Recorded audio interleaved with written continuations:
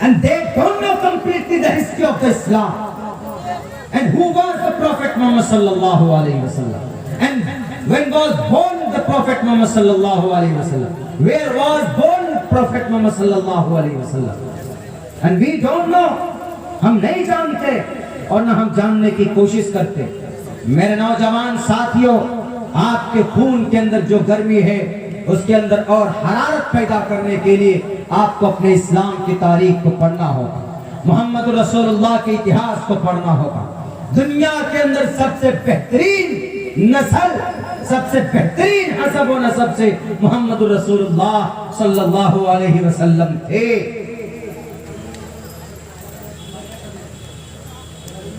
اگر ان کے کہنے کے مطابق ان کے دیوانے ہوں گے ہم، اگر ان سے محبت ہمیں ہوگی، ان کی زندگی سے ہمیں محبت ہوگی، ان کے طریقوں سے ہمیں اگر محبت ہوگی تو کیا ہم کامیاب نہیں ہوگے؟ ان کنتم تحبون اللہ فاتبعونی یحببکم اللہ. صاف لفظوں میں قرآن میں 2 لفظوں میں اللہ تبارک و تعالیٰ نے محمد رسول اللہ کے ذریعے بیان کروایا. میرے نوجوان ساتھیوں، کہاں جا رہے ہیں ہمیں ایک حدیث معلوم نہیں، ہمیں ایک سنت محمد رسول اللہ کی ہماری زندگی میں نظر نہیں آتی. میرے بھائیو، بڑا دکھ ہوتا ہے. ایک نوجوان ساتھی سے ہم نے پوچھا کہ آپ مسلمان ہیں؟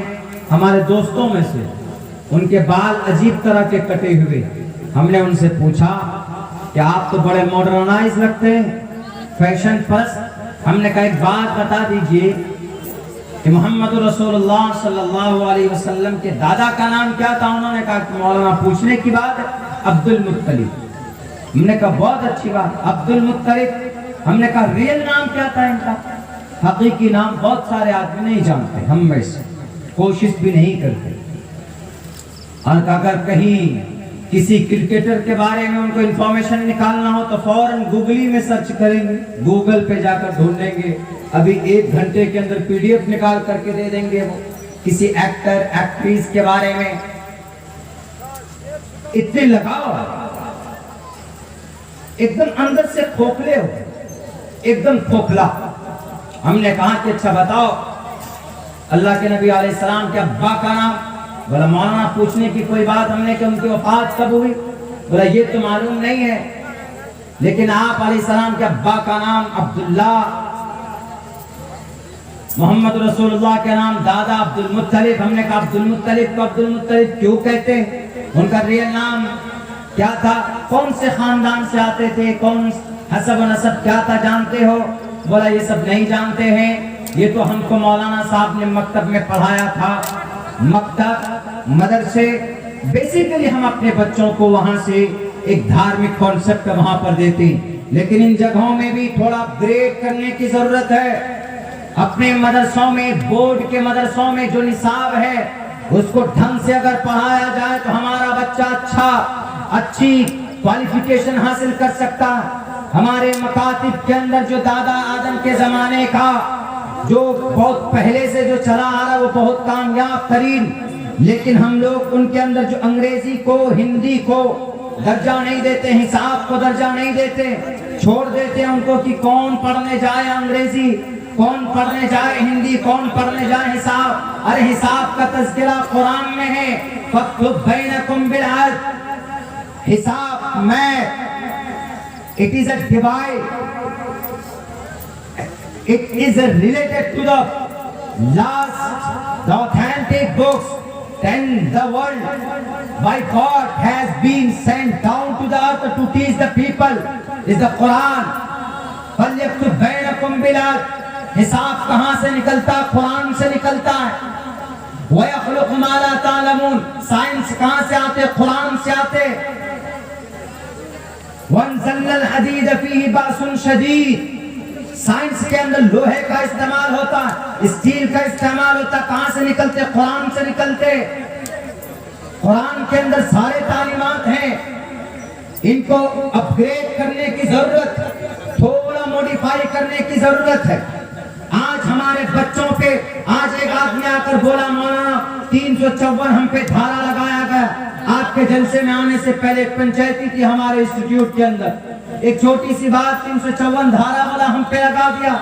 کیا مطلب ہوتا ہے اس کا 354 کا کیا مطلب ہوتا؟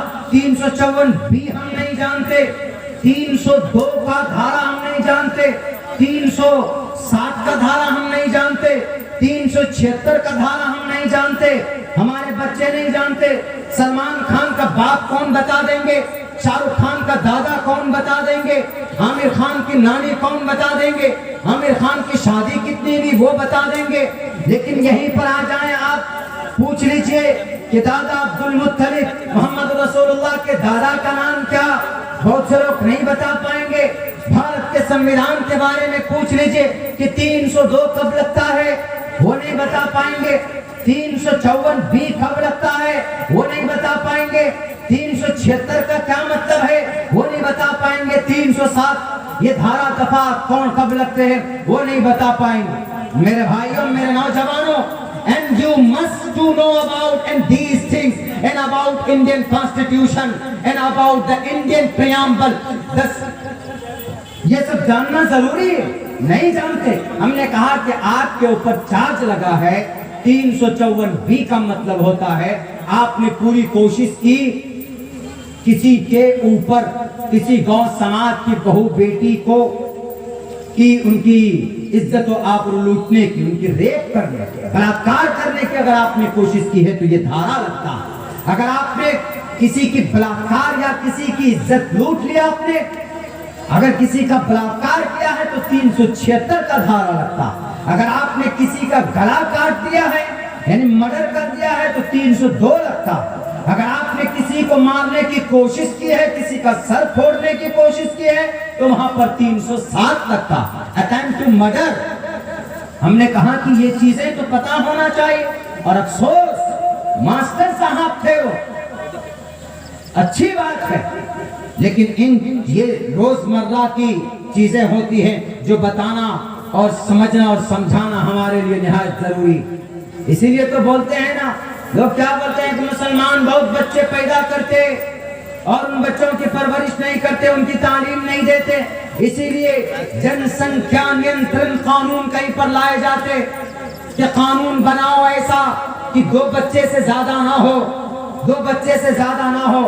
کوئی بات نہیں، بنا لو قانون جی بنانے والوں، لیکن جو قانون بنانے کے لیے جو لوگ بضد ہو رہے ہیں کہ ہم قانون بنائیں گے، اتر پردیش کے لال مظفر صاحب بولتے ہیں کہ جن سنکھیا نینترن قانون بنائیں گے۔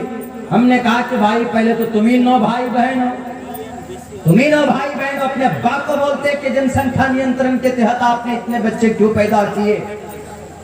صرف بولنا آتا کہ 4 بچے کیوں پیدا کیے، 5 بچے کیوں پیدا کیے؟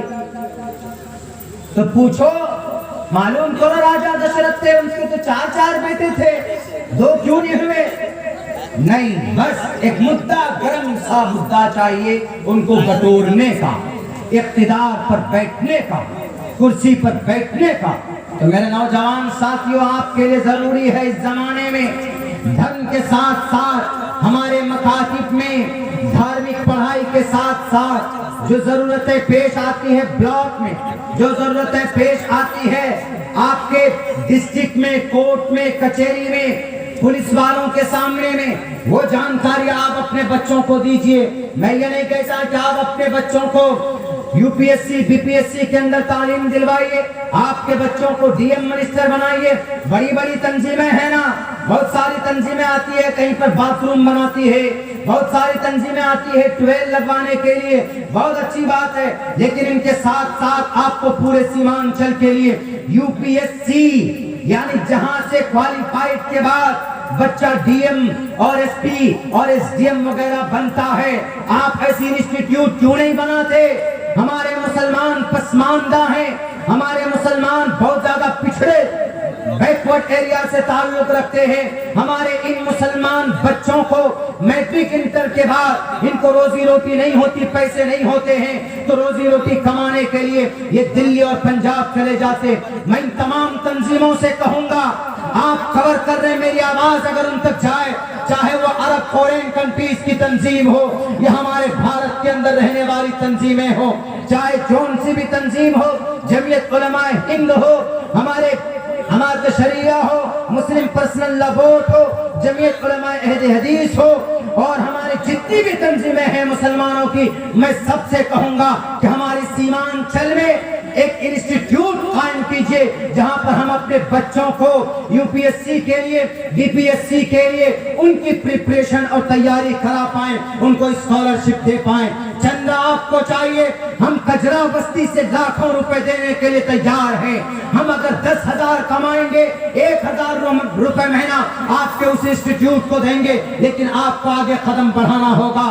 ان باطل طاقت سے مقابلے کے لیے کوئی دوسرا ہتھیار نہیں ہے، کوئی نیتا آپ کی بات کو نہیں رکھے گا۔ اب سے تقریباً 60 70 75 سال پہلے ایک آیا تھا بڑا نیتا، 2 ملک بنا لیا، آپ کو مرنے کے لیے کٹنے کے لیے بھارت میں چھوڑ دیا۔ آج بھی کچھ مسلمان نیتا ہیں جو اپنی کرسی کے لیے بھڑکاؤ بھاشنیں دیتے ہیں کہ نہیں مسلمانوں اٹھو، اپنا حق لو سیاست میں۔ ٹھیک ہے، اٹھیں گے مسلمان، آپ جیتتے بھی ہیں، آپ کو کرسیاں بھی مل